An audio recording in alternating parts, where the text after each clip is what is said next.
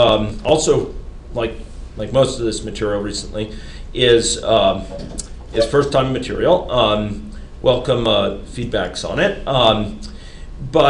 And what I'm going to be talking about is actually a fairly sophisticated set of ideas, but it's one which has really big practical applications. This class, a lot of it is designed to provide you with some practical skills and familiarity with issues, trade-offs between languages, between ways of describing things.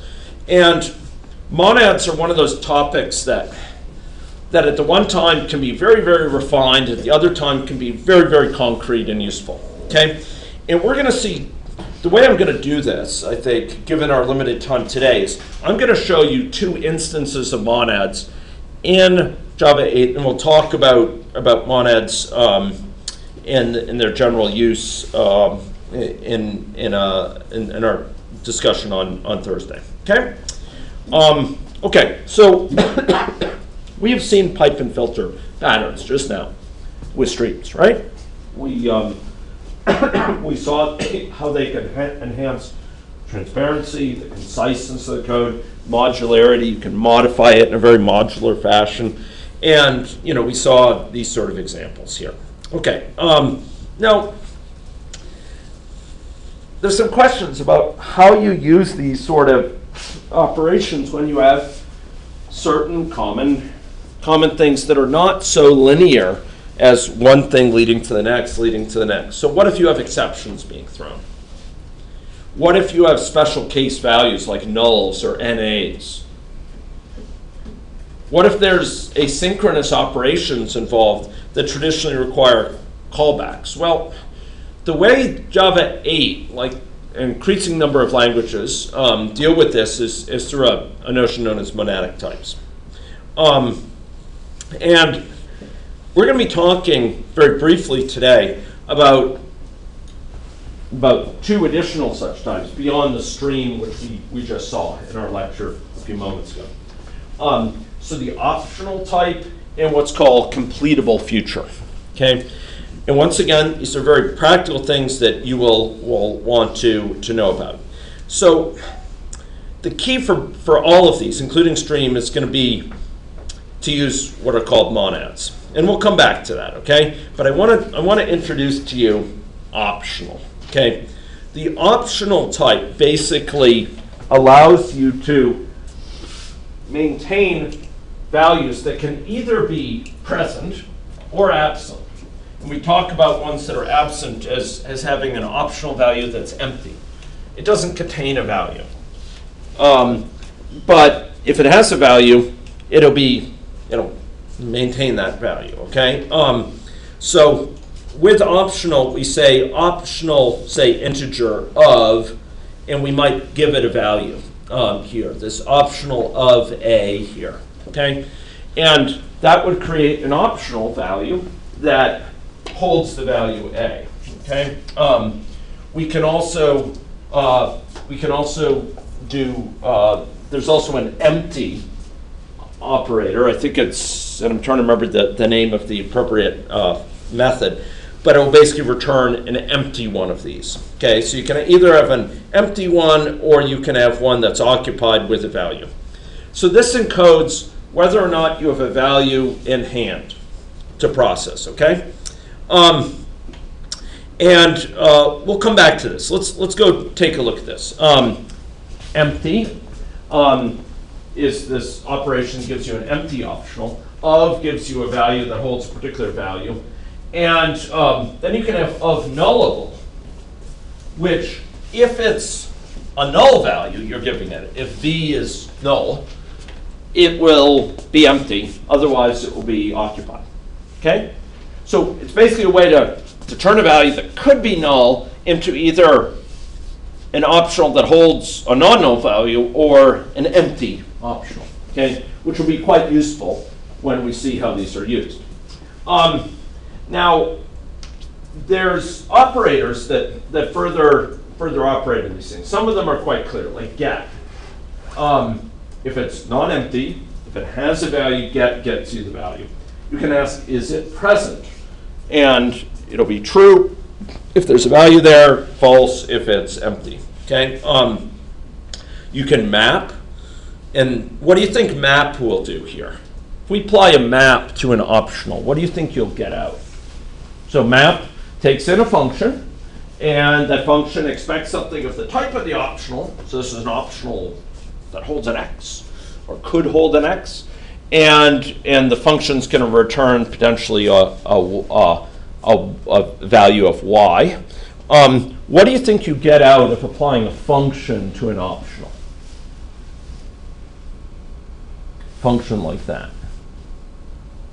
Well, this gets into the whole notion of monads that we'll be talking about next time. But what you get out is an optional of type what? Type y. So this is a function from x to y. Maybe you have an optional of an integer, and it has the value, some value in it, or it's empty. And you pass it a function that's like the square, and square root of it. So it takes in an integer and returns the square root that's a double. If you apply that to an empty optional, it will return an optional double that's empty. But if you give it a integer optional, something that genuinely holds an integer, it will return back an optional of double that actually holds a value. Okay? So this function that you pass in is from x to y, but what it's actually going to return, the map of that thing, it's going to return an optional type y. It might hold a value if the optional of x held a value. We're applying this to an optional. If it held a value, we'll get a value out. If it didn't hold a value, we won't get a value out. That's the most common case. It could be that even if it holds a value, maybe it's a negative value, you can't take a square root of it, and you return an empty value there too. Okay? So we'll see that that map allows us to perform operations on these optionals that return optional. Similarly, we can filter, and then we have these things like or else. So if it's non-empty, returns a value. Otherwise, it uses v, etc. Okay. So it turns out that a lot of stream methods return optional values. Find any. I mentioned this. I think I mentioned no, I didn't mention a find any before, but basically it may find some value that matches some predicate in there, but if it doesn't find a value, it returns what? What do you think it returns?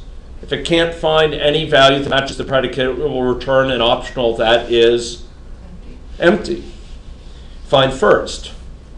If you can't, it'll try to find the first one, and if so, if it does, it'll return an optional value that holds that first one.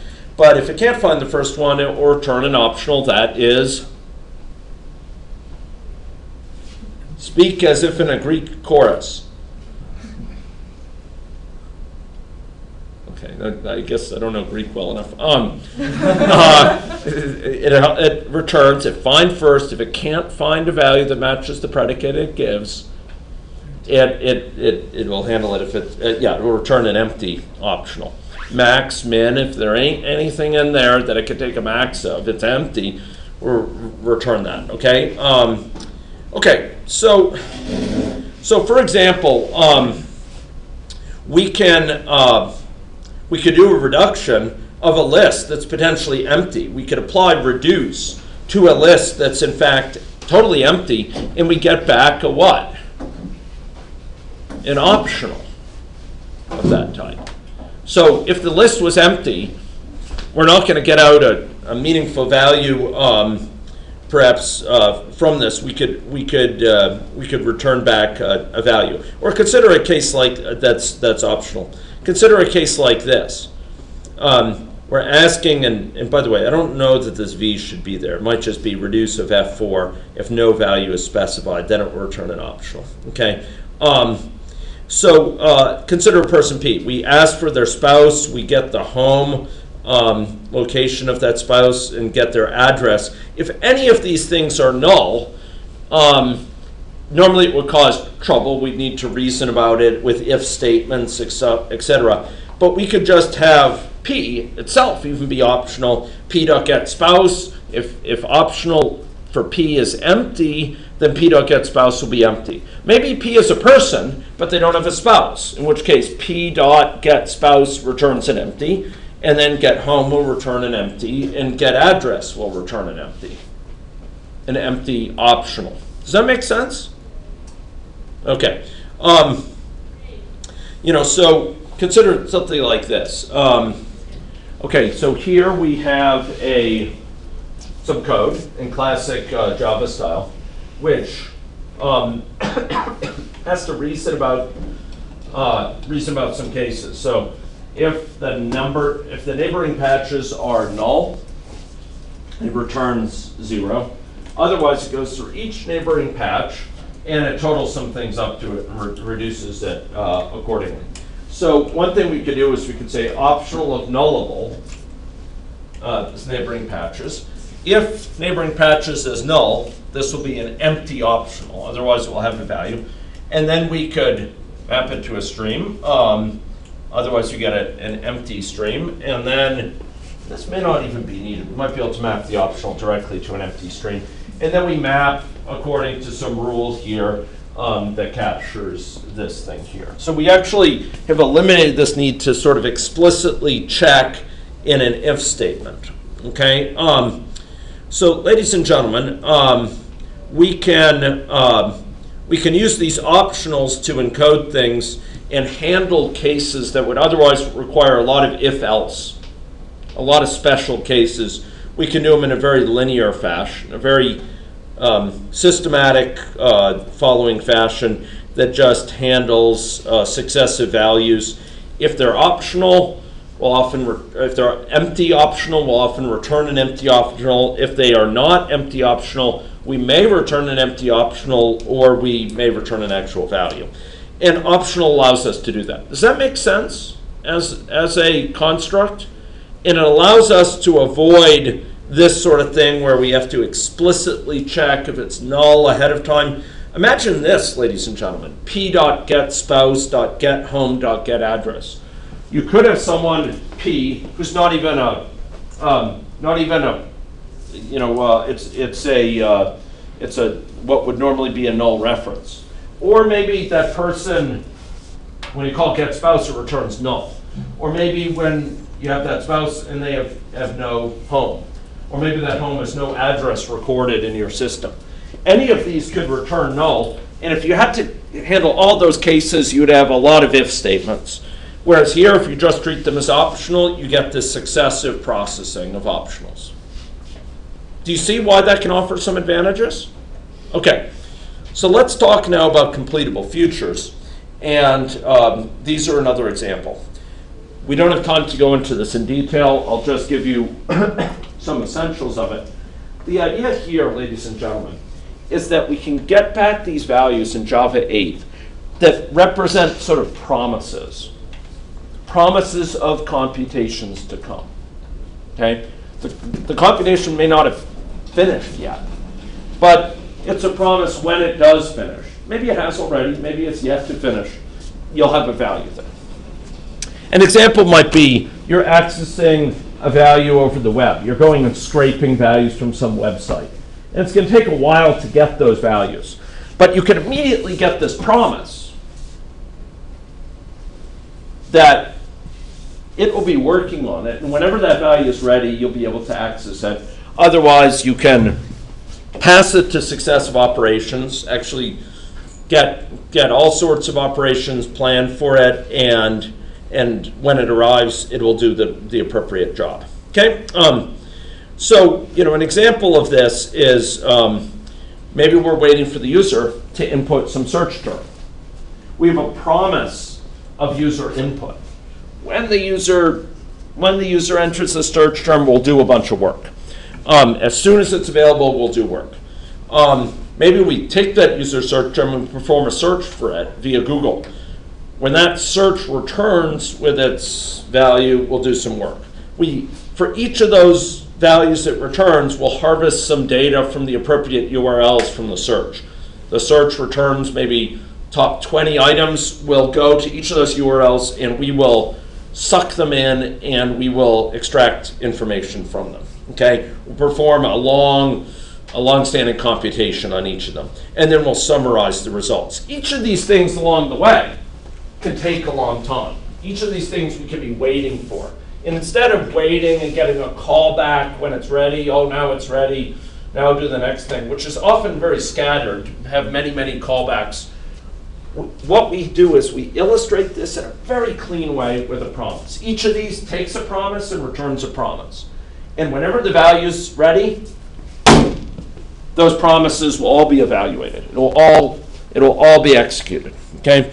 So we can take a promise for this first one for user input, pass it in as a promise for the search term, get a promise back, pass that in for this next one. We get back a succession of promises that whenever the items are ready for this first one, it will go to the next stage, and come about. Okay, so just to give you a sense of what these looks like, you might get something like this. So you get the submitted search terms for the user. That returns a computable future, one of these promises, and you compose it. Okay, hey, now go perform the web search. Whenever this is ready, in other words, perform the web search. You get back a computable future for a URL. That's that should be a list of URLs. Okay, sorry, no, that's the result of the web search is a URL. And then, as soon as that's ready, would say, once that's ready, apply an extract link procedure, and then turn that into a parallel stream where for each of the URL items, we'll read the URL contents, we'll perform some sort of sentiment analysis on the contents to sort of assess what people are discussing the page and their attitudes towards it. We map it to a double and we average it. So what this is saying is, when these things are available, do this, and it gets all ready to do it, and as soon as the user input applies, then we'll pass on here, etc. We are operating here with promises, getting our promises all ready, so when those things come about, we can go on to the next stage. Much simpler, I would argue, than a lot of callbacks. Having 10 different callbacks or 7 different callbacks, one for each of these, or what have you. Once this web page is available, then we'll extract the links. Once the links are read, then we'll analyze them. Those callbacks will be scattered around your code. This is all in one place. What to do when these successive promises arrive.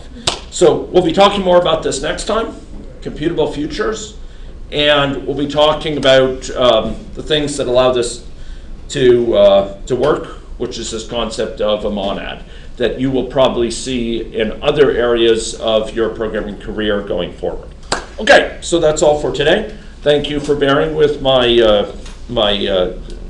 craggy voice, and again, if you needed extra time, just see if you can hand it in by Thursday for the exploratory topic. Okay, thanks very much. Are we going to have a new one for Thursday? Sorry? Are we going to have a?